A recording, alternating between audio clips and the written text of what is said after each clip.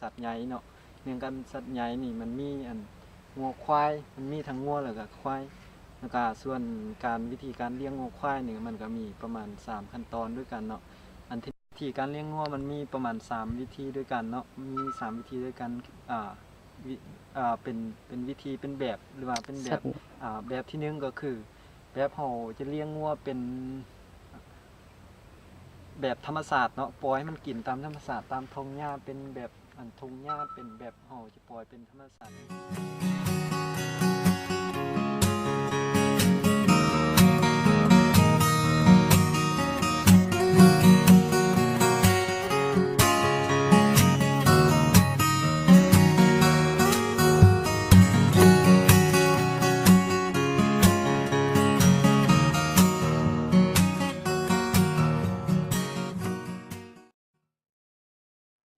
จะแม่น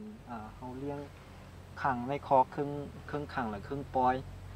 แบบที่3เลยก็แม่นแบบเราจะเลี้ยงอยู่ในคอกแล้วก็ตัดเอามาเลี้ยงงัวควายมันจะเป็นหญ้า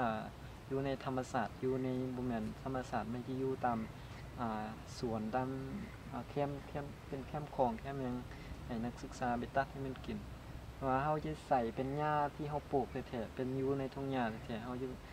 มันจะบ่ค่อยพอช่วงนี้มันเป็นงัวควายมันก็ค่อนข้างหลายตัวแน่แล้วเอาตัดหญ้าให้มันกินบ่ค่อยจะพอเลยก็จำเป็นต้องตัดหญ้าอยู่นอกตามแคมหัวแคมยังตามสวนหญ้าตาม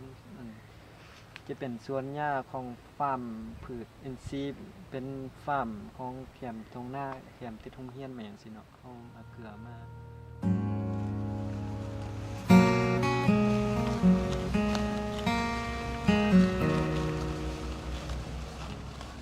ฟาร์มเฮาเนาะในฟาร์มเฮาจะเลี้ยงจะนิยมกันแบบเฮาจะเลี้ยงแบบครึ่งขังแล้วก็ครึ่งปล่อยครึ่งขัง4ครึ่งขังเฮาจะตัดหญ้ามันกินมันจะมีเริ่มแต่ประมาณวันจันทร์ถึงวันศุกร์เฮาจะให้นักศึกษาจะมีนักศึกษาไปตัดหญ้าที่มีบ่เป็นหญ้าอันอื่นก็แล้วแต่ที่งัวควายมันกินแล้วมาเกลือมาปล่อยให้มันกินในคอกจังซี่เนาะจะปล่อยมันจะมีบอ